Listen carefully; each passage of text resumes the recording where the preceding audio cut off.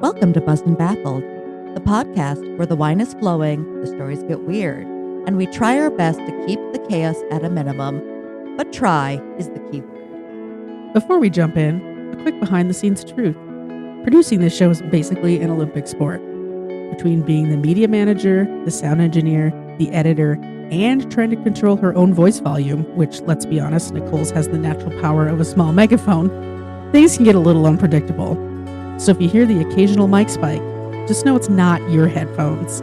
It's Nicole, living her best and loudest life. And a quick disclaimer, we're not experts, just two curious humans with wine in hand and the enthusiasm for the bizarre.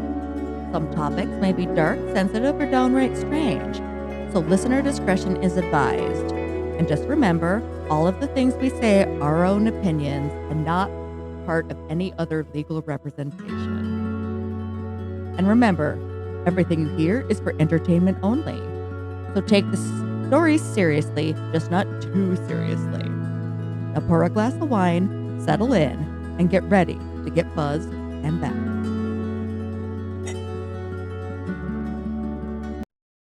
But we're back. We're back. Episode 37. The new year is upon us. It is. Could it be any worse than 2025? Well, we're 3 days in and we're literally like at war with Venezuela right now. And I woke up and I'm like, well, that didn't take very long. It's like, oh, yikes. Like, war crimes is a real way to start off Yeah. the year. I wonder what they'll call our Nuremberg trials. I don't know. I have no idea. I know it's going to be ridiculous no matter what it is. Yeah. World's not great right now. Nope. But we are back with some more strange stories for everybody to ring in this new year. I hear that this story is about you. I mean, I guess in a way, like it's not a personal. It's about you and your sister, right? Oh, yeah, kind of. Yeah, we'll get to that. Do you want me to talk about this beauty Talk wine? about the beauty wine because you purchased this willingly. I did it because I'm mean. Yeah. I saw this and I was like, that's going to be terrible. I have to have it. It is St. Julian sugar cookie. And it says grape wine with natural and artificial flavors. I just don't know if this is going to be better or worse Than the Chardonnay? The Chardonnay. I think it's going to be better because it's not going to be pumpkin spice, but I think it's going to be unbearingly sweet. Oh, yeah. It's also not Chardonnay, so it's automatically got a check plus. It's on the sweetest end of the St. Julian scale, and I imagine that scale never really gets past medium sweet. They're like, whoa, this super dry red wine, and it's just like Concord grape juice. Yep. Gross. This wine captures the cozy charm of a holiday sugar cookie with sweet notes of vanilla, buttercream, and a hint of festive spice. Ooh, what if this is actually just the pumpkin spice Chardonnay in a different bottle? Smooth and indulgent. It's the perfect pour for celebrating the season. Do better, Pawpaw. Ooh, okay. Oh, I don't want to do this. We do have a backup wine, and since Nicole's making me drink this shitty wine, I picked a French one, so she's going to have to speak French. I do it so well, I'm practically fluent now. I don't want to pour too much of that. That may have been too much. It's a beautiful piss yellow color. I'm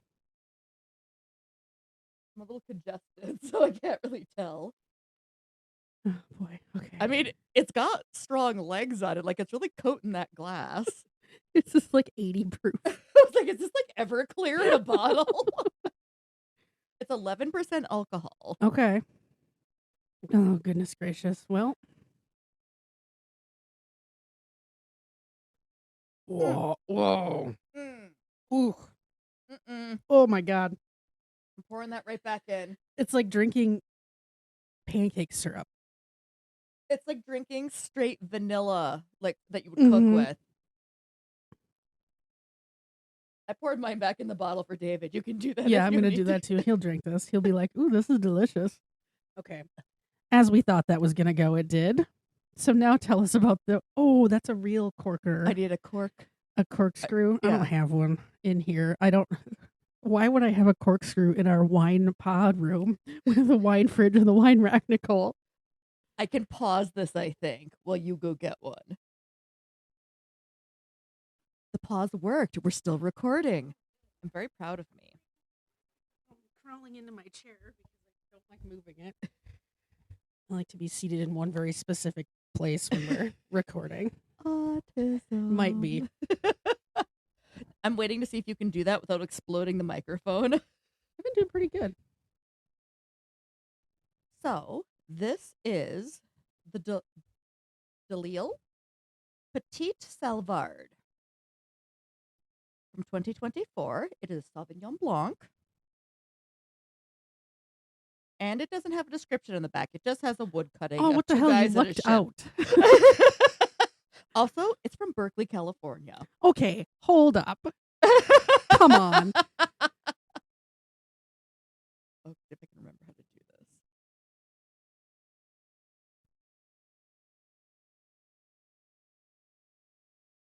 She's doing so good. I'm going to narrate this. She's cutting through the foil. And I didn't cut myself Yeah.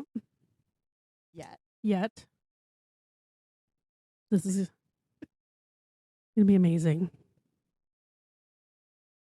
You can do it, Kylie. You're doing great. I'm going to move this microphone out of the way. Okay, I got to place it in the center. You probably want to peel the foil off first because it's not going to come off by itself. I'm just going to pop the cork right through it. Yeah, that's not good. Okay, now you should be good. Here we go. And Nicole's technique involves turning the bottle rather than the corkscrew. I am left-handed, everybody. Okay, it doesn't matter what handed you are. And she popped the top of the cork off. So now this is coming to me for salvation. Save it, Kyla. Kylie's not doing a great job. Go, Kylie, go. I tried, guys. You I did. tried so hard. I did this last time, so it happens sometimes. That's what happens when they lie and say it's a product of France when it's really from Berkeley, California. So the problem was you have to go to the top one first.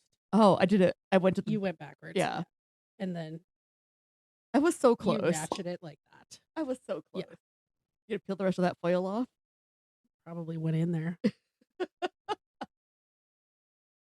So not very often we have a real cork wine, I mean, most places don't do it anymore. which was fine by me because they're kind of a pain in the ass. Or if you're gonna do cork, you gotta do like the fake plastic ones that don't break off and they don't dry out. Yeah. But I will throw this cork in our trash can that we finally have in here. We're really upping the game. Yeah. here. Also, I just realized my phone and water at the other corner of the table, so I'm not going to reach for it, but if somebody texts me in the middle of the pod, sorry. I will get it for you. Thank you. I'll just keep your phone so if someone texts, I respond for You're you. just responding for me. I'm usually much more prepared than this, but It's the first part of the new year. I don't know what day it is. We've been on vacation for too long. Yeah, I worked like one day and then I was off for like 22 days and then I worked one day again. It felt like so. Like, okay, but Monday and next week where we have to work 5 days, it's gonna be I know rough. I have to work 5, and it sucks for you because I get MLK day off, so I only have to work 2 5-day weeks. You fucking suck. Although I get the 30th off. Yeah, So like, and it's a Friday. it does. I just have to make sure I'm back in time for Gino's. Yes, you do. So let's taste this though, because Okay. it's gonna be better than the last It better one. be better than the last one. That's how a wine should taste. Not like vanilla. Not like sugar water with clove and vanilla in it. That's tasty. Like it. Even though So- they lied and it's from California. So who are we or what are we talking about today? I have titled this Strings Attached, the history of the IUD and the Dalkon Shield disaster. And that's why this story is about Kalina and Kyla. Yeah, well, kind of. So this is about IUDs, and I'm sure many of our listeners know there is an IUD on the market called Skyla. Uh-huh. And then a couple years later, another IUD came out on the market called Kylena. And I was like, okay, at this point, like Big your- Pharma's just making fun of us. I also think, though, that maybe your mom sold your names and she has like a stockpile somewhere and she's just not telling you about it. Imagine if my middle name was Marina instead of Marie. I'd be like, okay. like your mom lost a bet somewhere. Yeah. So this really isn't about me and Rube, but hopefully you'll learn some stuff. And this was actually one of the very first things I planned to do a pod on. It was the top of my it was right under the Donner Party. I'm trying to go through top down Okay. on some of my pod story ideas. Anyways, dating back to ancient Egypt, devices called pessaries, small stones inserted into the uterus, have been used throughout history. That sounds very sanitary. Mm-hmm. Typically to support the internal reproductive organs when a prolapse occurs. Okay. There's a story about a camel owner who used pessaries to prevent pregnancy in his female camels while he's traveling through the desert. We don't. It's a story. It may have happened. We're not really sure. Yeah. But women in New Zealand would later start to use small stones in their uteri as a method of contraception. Okay.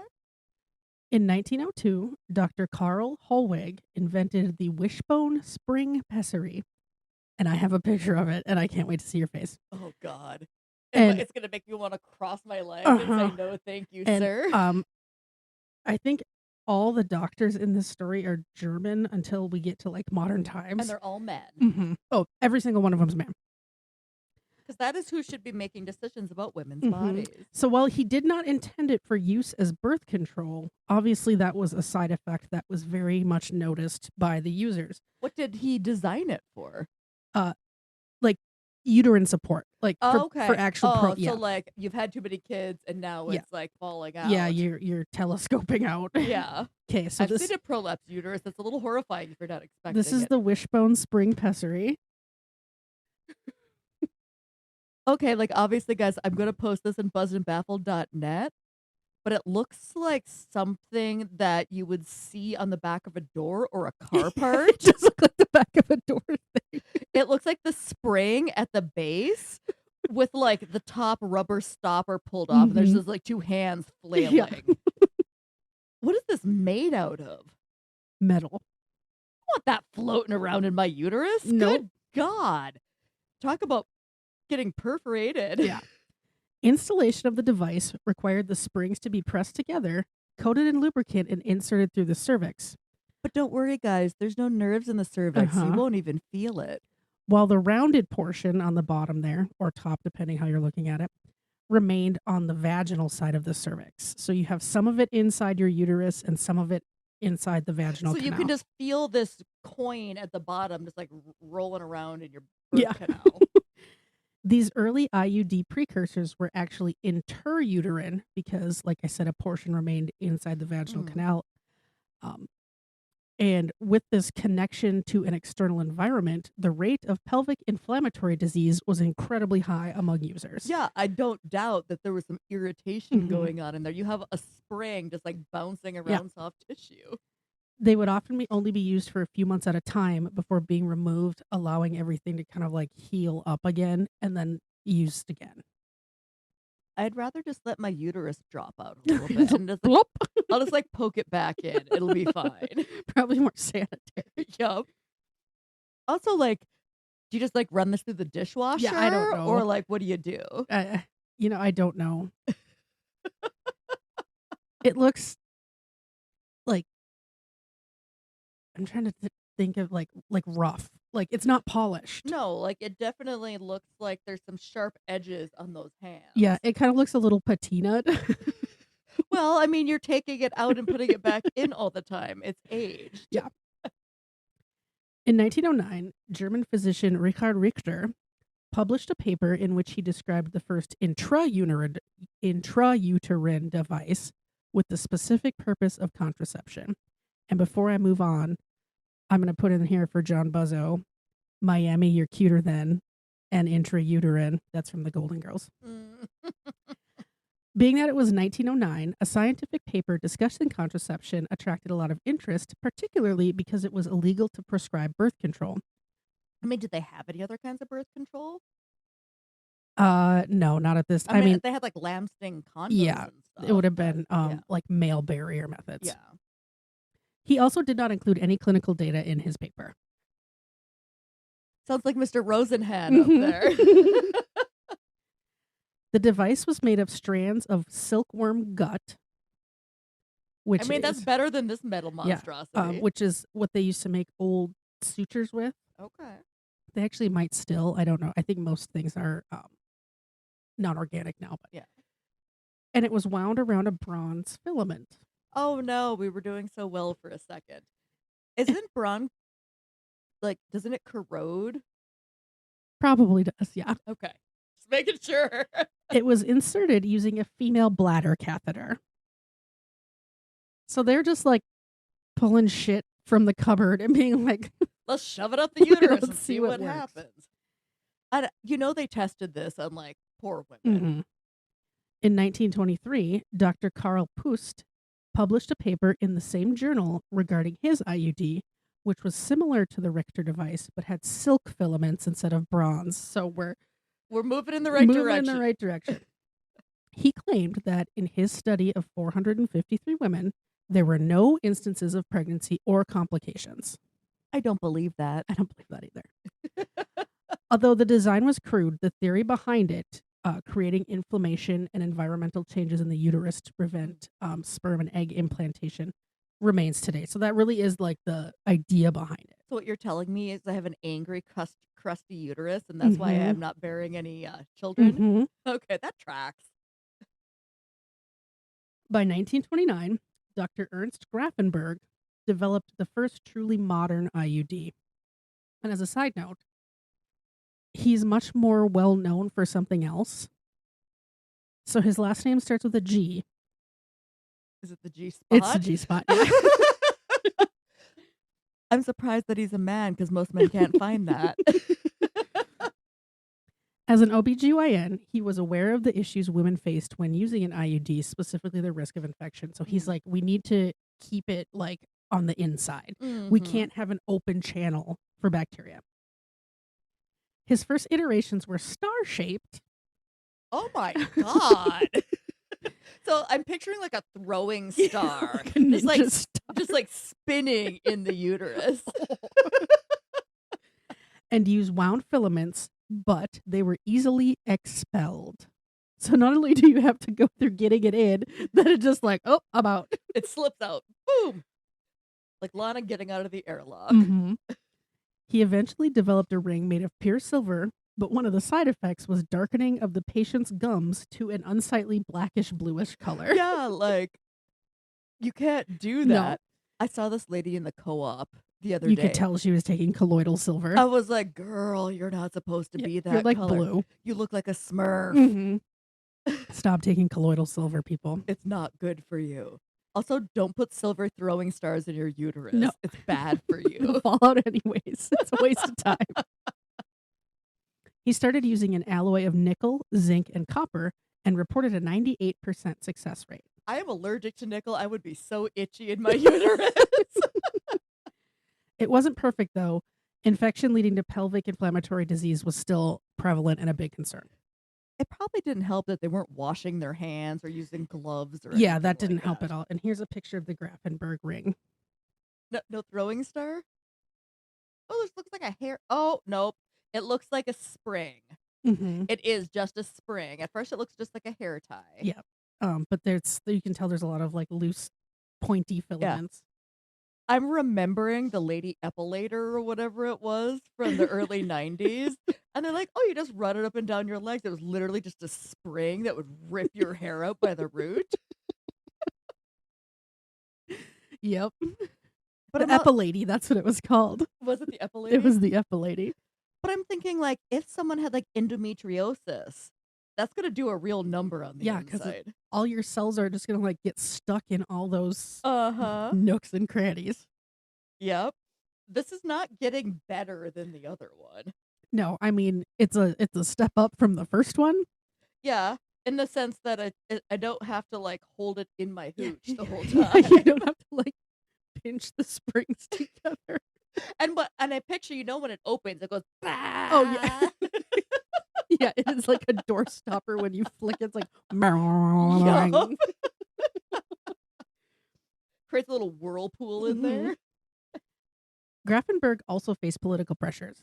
His work was suppressed during the Nazi regime as intrauterine contraceptives, someday I'm going to be able to speak English again, were considered to be a threat to the Aryan I population. was like, yeah, they don't want the white blonde people to have No, they contraception. want them to just have a many, many babies. He was also denounced by other German OBGYNs at a conference in 1931 who stated IUDs were not an acceptable method of contraception. Why? Because a woman is taking control of her own Mhm. body? Yep.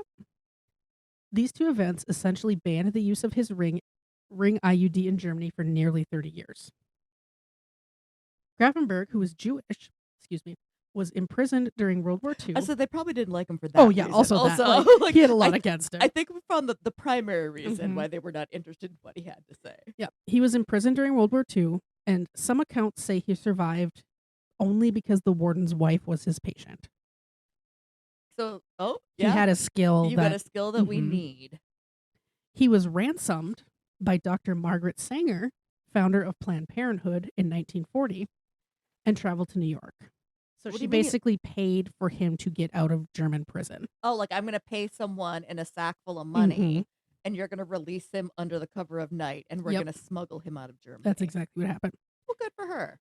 In the US, and we have thoughts on Margaret Sanger for better or for worse, but that's for a different I was like, I don't podcast. really know a lot about her. Let's just say you want to keep your good for her to hit her getting him out of prison for this. Okay, so, like, I don't wanna go singing her praises over social media? No. She did some good things, but she was also super into eugenics. Yeah. Oh. So then why did she ransom him out? Because she was like the mother of pretty much the birth control movement Oh, so around the she'll world. go, So he was useful yeah, to and her. she knew about his research and everything like that. Okay, now I don't wanna know more about this woman. She seems like a little bit of a nightmare. Yeah, maybe we'll do a pod on Margaret Sanger. I feel like that might be right up my alley. Yeah. In the US, medical professionals were also hesitant to use IUDs for birth control, but Grafenberg continued to use the device in secret in his private practice, Yeah. which I believe he catered to the upper crust of society. Yes. Almost simultaneously in Japan, Dr. Tenrei Ota modified the Grafenberg ring, called it the Ota ring, which added a central disc to the outer metal ring. And I have a picture of that, and I'll show it to you in a second. Because Japan was an Axis power, intrauterine conception was also banned. Contraception was also banned there. So his research did not reach the West until after the war. And there's that. It looks like a steering wheel, kind of. Yeah, I was like, it's like a steering wheel or a hubcap. Mm-hmm. Also, like, is that a stone in the center? It's plastic. Okay. It's more of like a support. Okay, so this is all of these ideas are dumb. Mm-hmm. None of these are gonna work. Yeah. Dr. Oda was likely the first to develop a plastic IUD, but was not able to overcome the inferior materials available to him because it's wartime Germany. And also, like, plastics were probably just starting Mhm. then. So he was unable to completely develop his idea, as you can see. I'm picturing that he cut apart like a Pepsi bottle and wound it around something and made this. Yeah, I feel like the squiggles in the middle are unnecessary. Yeah, like, what is the point of that? As the population began to explode post-war, it became more acceptable to do research related to contraception, and several variations of the IUD were developed and patented. By 1959, long-term studies of use and success of the Oda and Grafenberg rings in Japan and Israel changed the mind of Dr. Alan Guttmacher, who had Guttmacher, another German, but he's living in America. I don't know if he was born an American, but Guttmacher is definitely a German name, who had previously denounced the use of IUDs, and he began to allow their experimental use at the Mount Sinai Medical Center that he oversaw. Okay. In He was 1960, progressive. Mhm. He changed his mind. He's Yeah. like, Well, that's what happens when you read science and you get new information. mhm. You change your mind. You just don't stick with the same thing because the herd says Yeah. to. But Grafenberg actually worked at the Mount Sinai Medical Center, Yeah. so he was like expressly forbidden from doing this research Yeah. until this guy changed his mind. In 1960, one of the Mount Sinai physicians, Dr. Laser Margulies, developed and marketed the first commercial plastic IUD, the Gynecoil. The gynecoil. Okay. He tested it on his own wife. Why do people do this? That's a gynecoil. It looks like if you were to cross a whip with anal beads. Yep. Pretty much. Like it's curled up almost like a butterfly tongue, but there's like a little string of anal beads on the end. Check it out at buzzingbaffle.net. But this one looks far better than anything we've seen so far. Yes. So ring-shaped IUDs had a major drawback. Were you going to opine on that a little bit more? No, I was like, I'm just Okay. gonna live. The rings would often rotate in utero, and the whatever filaments, like strings that Yeah. are on the modern ones, would get drawn up with it. So as it's spinning, Yeah. the retrieval strings are pulled up inside the uterus. Yeah. And then you'd have to have it surgically removed. They didn't foresee this as a problem. Apparently not. Gynecoil's unique shape solved this problem. It couldn't rotate, so the retrieval piece, which was the anal beads there, Yep. stayed in the appropriate location in the cervix. I got her to say anal beads online. I really hesitated for a second, and I was like, well, I'm just going to go with it. Is this your favorite part of the podcast? Yes, when I'm lured into doing something. With the development of thermoplastics, a deluge of IUDs in all different shapes and configurations hit the market. Basically, they're like, hey, we can easily make mass amounts of these things in every kind of I think they configuration. were just imaginable. shotgunning affecting it though to try to see which one worked the best. Mhm. And there's, we'll put it on the website, but there's part of my research was, looking up pictures of old IUDs. Mm. And there's someone has a spread of them on the internet. Like, Yeah. there's like 100 different. Oh wow. Yeah, Okay. it's a lot. In 1962, the Lippis loop, invented by Dr. Jack Lippis, became the most used IUD in America. I can safely say I would never want my name to be attached to any one of these. And this is the Lippis loop. It's not a loop, but It's this a is snake. Yeah, it's a snake With like string on the end. string on the end. Mhm. But it looks like that plastic string you used to make those little boxy friendship bracelets out of. Oh yeah. Yeah. The increasing, excuse me, let me back up here. The T-shaped copper IUD and the hormonal IUD were also both invented in the 1960s. So up until this point, these are what we call inert IUDs. Yeah. They have no chemical properties. They're basically just focused on physical changes to the uterus. Yeah. Like I'm trying to sweep everything out. Mhm. The increasing societal acceptance of birth control and the success rates of IUDs led to it becoming a very popular method of contraception. Then the Dalkon Shield was developed. The Dalkon Shield. The Dalkon Shield. Is that like that weird cup thing that you'd put in Mm-mm. like the uterine That's a diva cup. Yeah, the dam or whatever they called it. Dr. Hugh Davis was a gynecologist in Baltimore who was very interested in the zero growth population theory of the 1960s, I don't know if I like how that sounds. Yeah. in which countries should strive to have equal numbers of births and deaths. But you can't manage that. No. That's eugenics. Unless you try to do something. Yeah, like that's not great. He noted that those in higher socioeconomic classes had a birth rate of about half of those within lower classes. They also have better access to medical care. Mhm. He needed a social worker to tell him these Mhm. things. We could have saved him a lot of time and money. And the difference when race was considered was about a third. Mm-hmm. So rich white women were having children at about a third of the rate of poor women of color. Yeah. They just need to get their air and then they're off the Mhm. hook. In the late 1960s, he started a family planning clinic at Johns Hopkins Hospital in Baltimore. And this clinic was also sponsored by the Ortho Pharmaceutical Company. have a feeling we're sliding into dangerous territory here. I'm starting to feel a little uncomfortable. Most of his patients were poor black women. Okay, there it is. I was Yeah, there it is. He was inserting up to 70 IUDs each month. Many of the devices were That's like twice a day. Yeah, and if you only work 5 days a week, that's that's a lot. Many devices were experimental developments between the hospital and the pharmaceutical company. You can't do that. That's against ethics. Even Rosenhan knew that. This isn't the Milgram prison experiment over here. In 1967, Dr. Davis teamed up with Erwin Lerner, an electrical engineer who had experience developing medical devices, to invent the Dalkon Shield. I don't know how you find yourself an electrical engineer working on a non-electrical. Is it made with electric wire? No. Okay. Like, that's the only thing I could think of. Their design concept included a closed center, which would prevent damage to the intestines if the IUD migrated out of the uterus.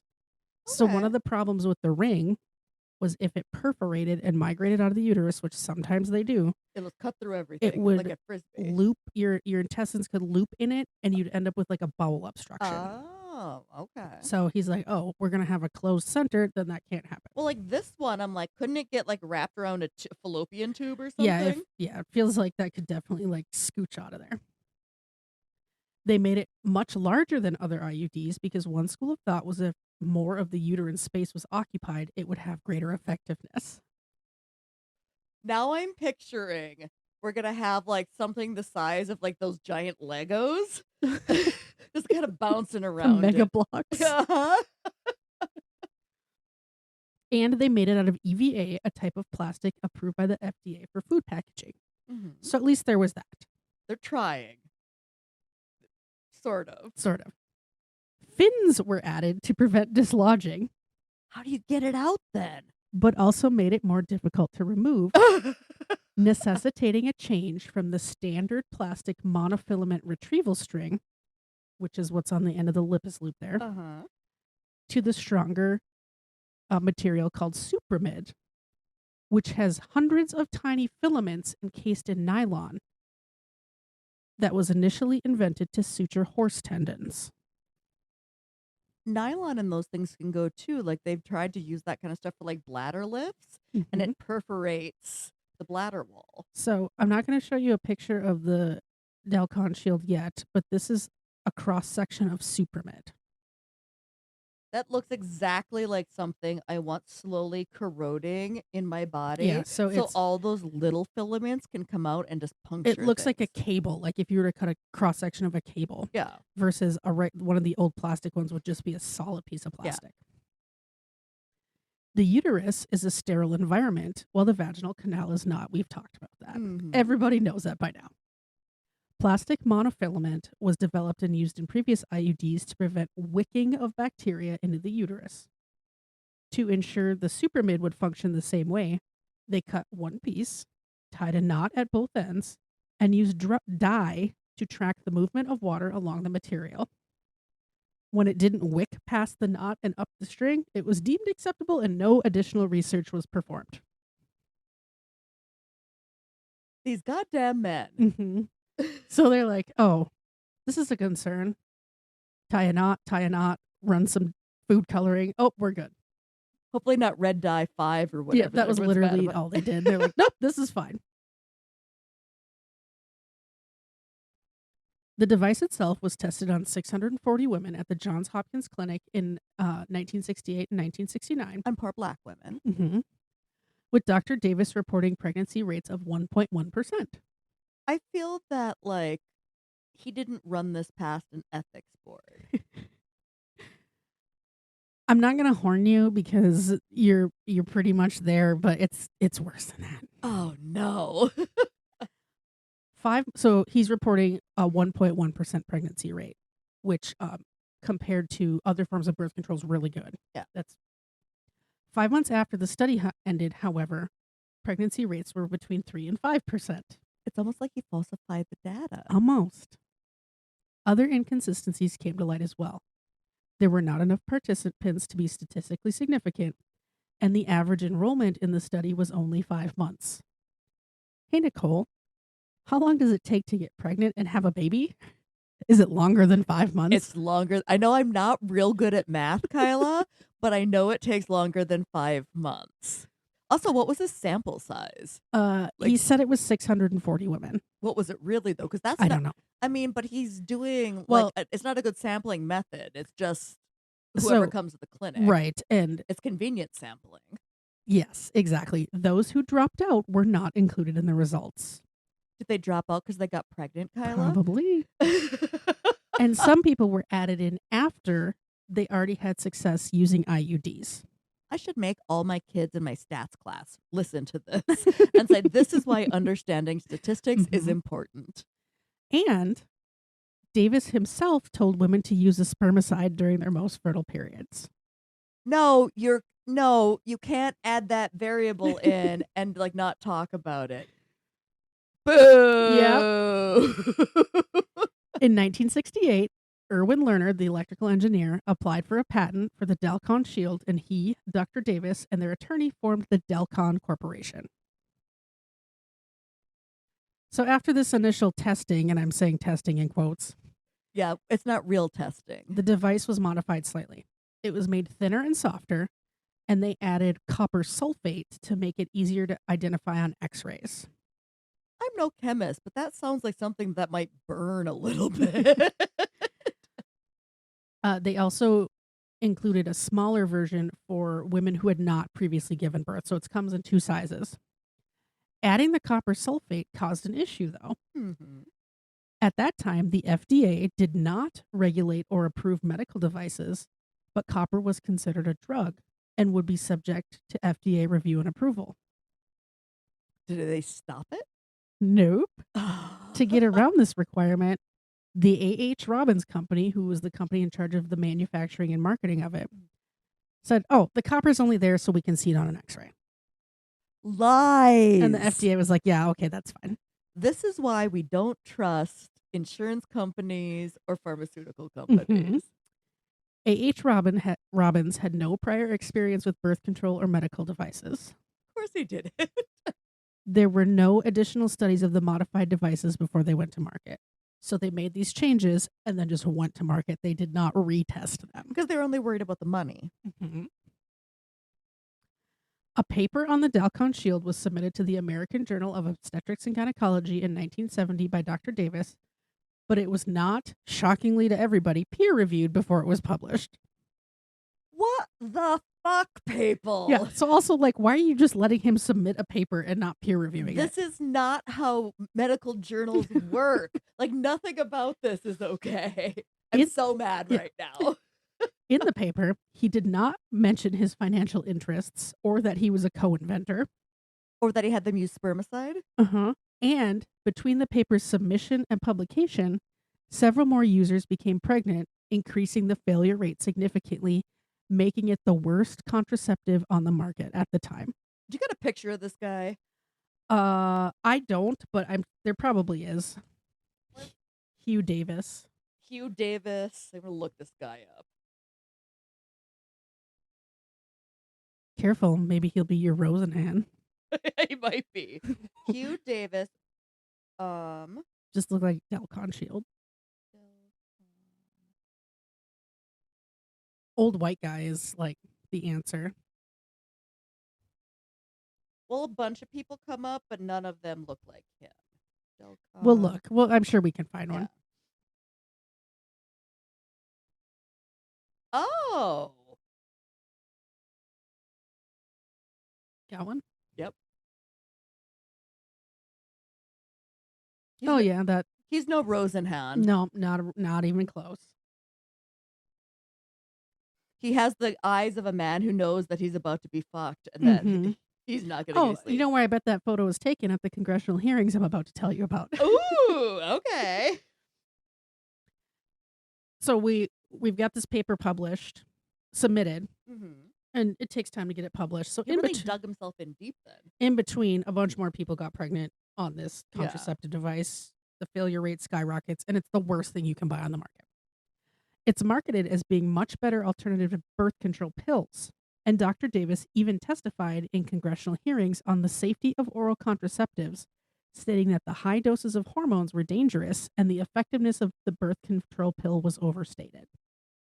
Well, of course he's going to say that because he wants people to use his little nightmare device. Mhm. The Dalkon Shield became commercially available in January 1971. When was he in front of Congress? The paper was published in 1970, so Okay. he knows this entire time. Yeah, he knows that he's full of shit. Later that year, a quality control employee noted that the super mid strings were able to wick liquids and suggested that each end be heat sealed to cap it, so to close off The open fibers. the open fibers. Do you think they did that? No, that would take extra money and slow down production. But management determined this to be cost prohibitive. Uh-huh. Physicians inserting the device also found it to be much more difficult than others, with one doctor writing to the A.H. Robbins Company, quote, "I have found the procedure to be the most traumatic manipulation ever perpetrated on womanhood, and I have inserted thousands of other varieties," end quote. And I'm going to show you a picture in just a second, because I know you're dying to see it. I know. I could see sort of an outline in the back. I'm like, ooh. The insertion tube design was also flawed. The tip of the insertion tube extended past the end of the IUD, which would just pop through the top of some women's uteri. And here's this bad boy. It looks like a stingray. It does. Or like something Pennywise would be carrying, because Mhm. down here we all float. Mm-hmm. How do you get this out? Very painfully. Because like Because that's it only goes in one way. yeah, so like you can't flip it around. It's like shark teeth that are facing backwards, so when you try to pull... So for the listeners, it looks like a stingray where there's like fins coming out and they're pokey. So going in, it's going to slide in, but when you pull it down, it's just going to rip across Mhm. your cervix. Yep. And there's that beautiful super mid tail that they have on there. And that nice little knot. Bet you Mhm. that feels good.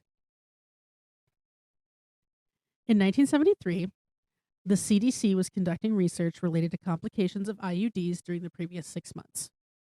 There were 3,502 unique cases of complications requiring hospitalization during that time. So in 6 months, 3,500 women had to be hospitalized because of IUD complications. Were 3,499 of them from the Dalkon. Probably. The CDC extrapolated this data and determined there would be an annual hospitalization rate of about 5 in 1,000 users, which they deemed to be an acceptable level of risk. Well, because it's women. Mhm. The study also found 5 fatalities directly related to IUD use, 4 of which were due to infection. I don't know what the other one, maybe a blood loss or perforation. Well, I'm sure there's perforation, especially if it like you're stabbing someone with this like straw Mhm. and it's going up above the uterus. Yeah. One of the 4 infection instances involved the Dalkon Shield. So we're 2 years into this being commercially Mhm. available. At least one person who is known has died already. But my guess though is with infection, that is user error and not necessarily that itself. Otherwise, if all of them were from that, I'd be like, okay. Well, and the problem with this is the bacteria can go in. Mhm. They basically use the string like a chain, and they're able to like Yeah. climb all the way up Yep. into the uterus, which we're no better off than we were with the spring thing. Yeah. Except it's not going like Yeah. one of those one of those Yep. big cards. Yeah, so The it's car. just arms flailing in the wind. By 1974, nearly 2.5 million women had a Dalkon Shield. I'd be real mad at my gynecologist. Especially if they didn't tell me how it has to come out, which I'm assuming is cutting it Yeah. out. The medical director of A.H. Robbins sent a letter to the British Medical Journal stating that although there was an increase in septic abortions, which are you're pregnant but you have a uterine infection, Uh-huh. there's no direct relationship to the Dalkon Shield. But just in case, you should pregnancy test your patients and immediately remove the device if somebody becomes pregnant. Oh, so I was like, are they not pregnancy testing them before they put it in? But they're saying like, hey, you should probably call everyone you know who has this. And you should like every month you gotta go pee in a Apparently. test. The FDA urged the company to suspend sales in the United States, which occurred, but they continued to market and sell the device overseas. In September 1980, the A.H. Robbins Company sent a letter to physicians recommending removal of the IUDs from any woman who still had one. Yeah, because it's a nightmare Mhm. thing, just looking at it. By 1984, the IUD was completely off the market, and the Robbins Company put out a series of ads listing the risk of continued use of the device and offering to pay for removal. Well, yeah, it's like a recall. They don't want to get sued. Mhm. Complications included risk of sepsis, ectopic pregnancy, spontaneous abortion, and uterine perforations among the infection, everything else that we talked about. Well, there's way too many pokey parts here. In all, more than 327,000 Also, is lawsuits. this to scale? No. Okay, I was like, because I'm also like, God damn. No, it's not. No. No, I think it's probably like an inch Okay. thick. More than 327,000 lawsuits were filed against the A.H. Robbins Company, making it the largest tort liability case since the asbestos crisis. Wow. Miles Lord, the federal judge in the case, held corporate leadership personally liable, saying, quote, "Your company, in the face of overwhelming evidence, denies its guilt and continues its monstrous mischief. You have taken the bottom line as your guiding beacon and the low road as your route. This is corporate irresponsibility at its meanest," end quote. Did the doctor have any liability here? I think so, because he was part of corporate leadership. Yeah. They eventually had to file Chapter 11 bankruptcy, but the filing was controversial as the company still had enough assets to cover the current lawsuits and they continued to make a profit. Off of what? Because they're selling other Oh. medical, like Okay. whatever other shit they're selling. I wouldn't trust any other medical devices they make Mhm. either because they do shoddy development. What the bankruptcy filing did, however, was create a $2.5 billion trust fund for claimants, but it was fixed value. The A.H. Robbins Company was able to limit their financial liability to that amount. So they're like, oh, we're going to file bankruptcy. The Didn't- bankruptcy court's like, okay, you have to put this much in, even though they're still making a profit on everything else. Well, isn't that what happened with the family who The got sued for the Sacklers. opioid? Mhm. Yeah, so that's the exact same thing. Their stock price increased after the bankruptcy filing, and the company was sold for a profit in 1989. The purchaser of the company also received a $1 billion tax break for purchasing a company while it was in bankruptcy. Most of the women in the lawsuits received less than $1,000. Mm-hmm. There were a handful that they got pregnant, gave birth, and the babies had birth defects. Well, yeah, because this thing's bouncing around in there. There were some of those women who got $1 million, but Yeah. most women got next to nothing. This guy's no rose in hand. No. He was there to save the day. The fallout from the Dalkon Shield was immense. In 1976, the FDA started to require that medical devices go through the same approval process as drugs. Pharmaceutical companies stopped investing in IUDs, believing them to be less profitable than oral contraceptives. Why do I keep saying contraceptives? I can't read. Are you me now? Yeah. No new IUDs entered the market between 1983 and 1988. Until you and your sister were born. When we were born in 86 and 89. That's where they're like, you know what? There's a tickle in the back of my head. I feel like we need to develop 2 new ones. And they remained unpopular throughout the 1990s until the younger generation started using newer, safer versions in the early 2000s. As of 2019, over 19% of women of reproductive age worldwide use an IUD. Inert IUDs, which are the non-copper or non-hormonal, are no longer approved for use in the US, the UK, or Canada. Good. Yeah. Because these are nightmare machines. Yep. They're hurty, and I can't imagine having that Especially spiky- like now they should numb you up because like, oh, it doesn't hurt. I'm like, well, yes, it does. Mhm. Yeah, it does. But like they're easy because they're flexible and stuff, and they're just a T. Like, Yeah, the I don't- modern T-shaped ones, they fit in the insertion tube, and then they pop open without the boing.